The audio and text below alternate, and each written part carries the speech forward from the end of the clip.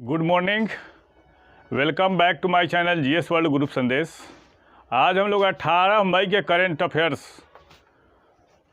की क्वेश्चन की आज व्याख्या करेंगे। उसमें राष्ट्रीय अंतर्राष्ट्रीय महत्व के घटनाक्रम हैं। हाल ही में 17 मई को कौन सा दिवस मनाया गया? हाल ही में 17 मई को कौन सा दिवस मनाया गया? तो विश्व दूरसंचार दिवस मनाया गया। कौन सा? विश्व दूरसंचार दिवस मनाया गया। और इस दिवस को मनाने का उद्देश्य क्या है? इस दिवस को मनाने का उद्देश्य इंटरनेट और अन्य सूचना और संचार प्रौद्योगिकी का इस्तेमाल से समाज और अर्थव्यवस्था को आगे ले जाया जा सके। इसका उद्देश्य क्या है? इस दिवस को मनाने का उद्देश्य है इंटरनेट और अन्य सूचना और संचार प्रौद्योगिकी के इस्तेमाल से समाज और अर्थव्यवस्था को आगे ले जाया जा सके। और 2022 में इसकी थीम क्या है? वृद्ध व्यक्तियों और स्वस्थ उम्र बढ़ने के लिए डिजिटल प्रौद्योगिकी है। इस बार इसकी थीम क्या है? वृद्ध व्यक्तियों और स्वस्थ उम्र बढ़ने के लिए डिजिटल प्रौद्योगिकी है।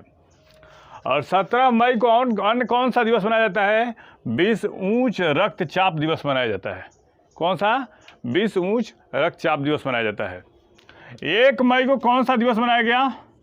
1 मई को मनाया गया महाराष्ट्र और गुजरात का स्थापना दिवस। महाराष्ट्र और गुजरात का स्थापना दिवस मनाया गया। गुजरात का स्थापना दिवस। 2 मई को कौन सा दिवस मनाया गया? 2 मई को मनाया गया विश्व अस्थमा दिवस। विश्व अस्थमा दिवस। और 3 मई को कौन सा डे मनाया गया? 3 मई को मनाया गया विश्व प्रेस स्वतंत्रता दिवस। 3 मई को कौन सा? विश्व प्रेस स्वतंत्रता दिवस मनाया गया। कौन सा? विश्व प्रेस स्वतंत्रता दिवस मनाया गया। 4 मई को कौन सा डे मनाया गया? 4 मई को मनाया गया अग्निशमन डे।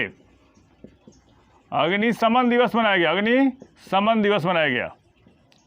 और 5 मई को कौन सा डे मनाया गया? 5 मई को मनाया गया world password day. World password day मनाया गया। और 7 मई को कौन सा डे मनाया गया? 7 मई को मनाया गया विश्व एथलेटिक्स डे। 7 मई को कौन सा डे मनाया गया? विश्व एथलेटिक्स डे मनाया गया। 8 मई को कौन सा डे मनाया गया? 8 मई को मनाया गया विश्व रेड क्रॉस दिवस। विश्व रेड क्रॉस दिवस मनाया गया 8 मई को। और 10 मई को कौन सा डे मनाया गया? 10 मई को मनाया गया विश्व ल्यूपस डे। विश्व ल्यूपस डे मनाया गया। एलिजाबेथ बोर्न को हाल ही में किस देश का प्रधानमंत्री नियुक्त किया गया है? तो फ्रांस का। और एलिजाबेथ बोर्न फ्रांस की दूसरी महिला प्रधानमंत्री हैं।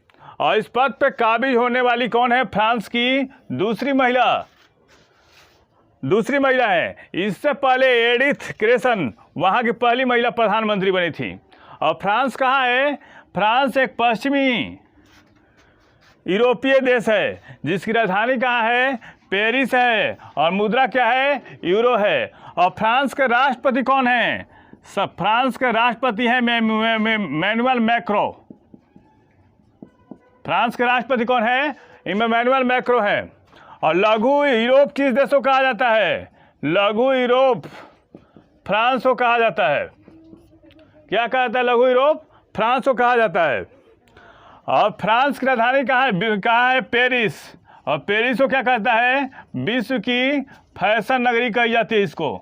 विश्व की फैशन नगरी किसको कही जाती है? या विश्व की जन्नत किसको कही जाती है? ये कही जाती है पेरिस को कही जाती है।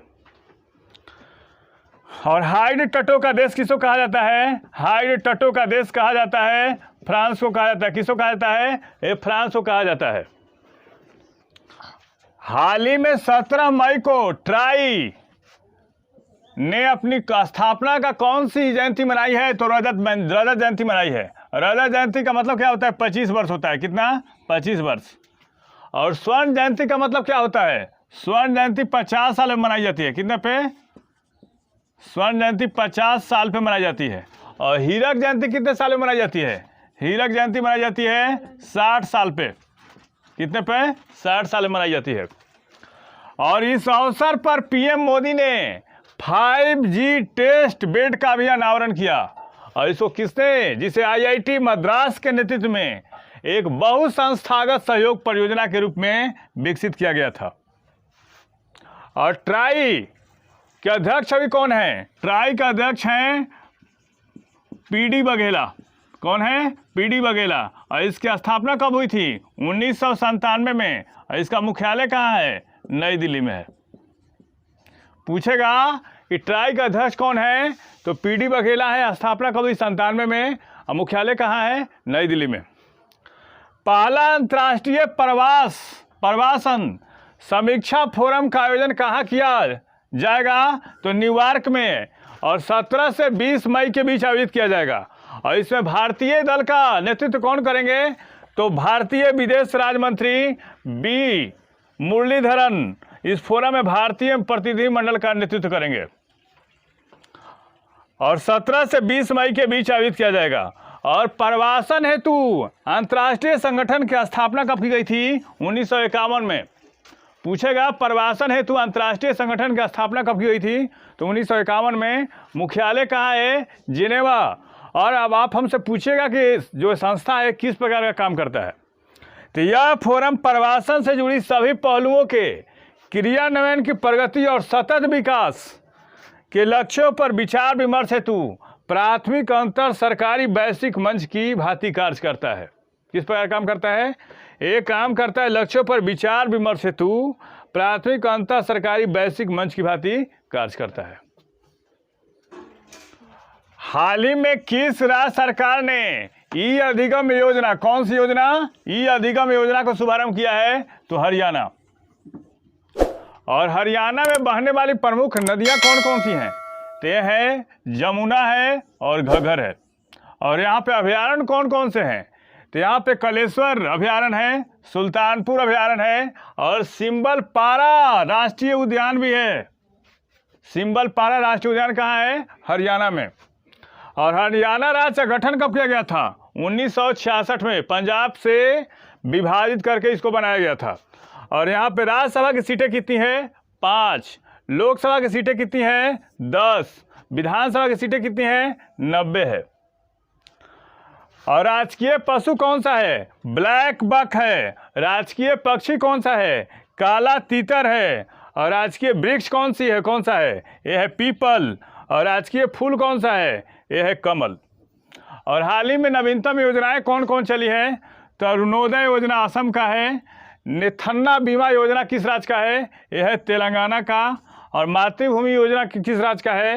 यह यूपी का है। और दुआरे राशन योजना किस राज्य का है? यह है पश्चिम बंगाल का है। सोमालिया के नए राष्ट्रपति कौन बने हैं? हसन शेख मोहम्मद। और हॉर्न ऑफ अफ्रीका में कौन कौन से देश आते हैं?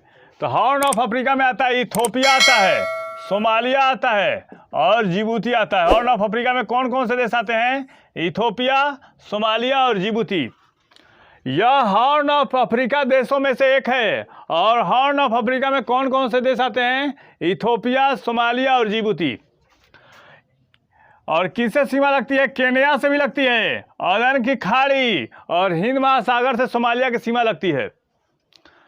अफ्रीका की मुख्य भूमि पर इसकी तट रेखा सबसे लंबी है। किसका? सोमालिया का।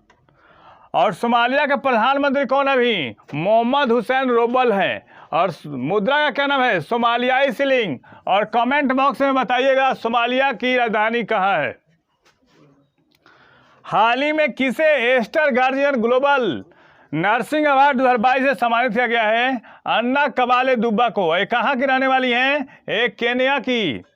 और हाल ही में इस पुरस्कार का आयोजन कहाँ किया गया? इस पुरस्कार का आयोजन किया गया दुबई में। और हाल ही में विश्व खाद्य पुरस्कार 2022 किसको दिया गया? सिंथिया रोसेनजबेग को। और मेलकम अधिशेषिया पुरस्कार किसको दिया गया? ये प्रभात पटनायक को दिया गया है। और ओ हेनरी पुरस्कार किसको दिया गया? अमर मित्रा को दिया गया। किसको? अमर मित्रा को। हाल ही में इटालियन ओपन 2022 का खिताब किसने जीता है? नोवाक जोकोविच ने। और नोवाक जोकोविच किस देश के रहने वाले हैं? ये रहने वाले हैं सर्बिया के। और उप विजेता कौन रहे हैं? Stefanos Tsitsipas. और महिला एकल में विजेता कौन बनी है? ईगा स्वीटोक। और उप विजेता कौन रही है? ओनस जबोर। ISF विश्व कप 2022 में व्यक्तिगत स्पर्धा में महिलाओं की 50 मीटर राइफल 3P स्पर्धा में किस भारतीय ने स्वर्ण पदक जीता है? तो शिफ्ट कौर समारा ने। और इस प्रतियोगिता में आशा चौधरी ने इस प्रतियोगिता में कांस्य पदक जीता है। और भारत ने अब तक कुल 25 पदक, 10 स्वर्ण, 12 रजत और 3 कांस्य पदक जीते हैं और पदक तालिका में शीर्ष स्थान पर भी है। इंडियन नेवी ने 2 स्वदेशी युद्धपोत सूरत और उदयगिरी को लॉन्च किया है। सूरत के बारे में जान ले, गुजरात का वाणिज्यिक शहर है और उदयगिरी जो है वो आंध्र प्रदेश का पहाड़ी है। ठीक है, ये दोनों नामों से परिचय करा दें आप लोगों को। सूरत जो है वो गुजरात का वाणिज्यिक शहर है और उदयगिरी पहाड़ी है आंध्र प्रदेश में। और कहाँ से लॉन्च किया गया? मझगांव डॉक लिमिटेड, मुंबई से। कहाँ से? मुंबई से। और सूरत क्या है? यह प्रोजेक्ट 15वीं विध्वंसक का चौथा जहाज है। कौन? सूरत। और उदयगिरी प्रोजेक्ट 17A फ्रिगेट्स का ये तीसरा जहाज है। इस चैनल के माध्यम से सही विषयों का तथ्यपरक विश्लेषण किया जा रहा है। आप इस चैनल से जुड़िए, लाइक कीजिए, सब्सक्राइब कीजिए। Thank you.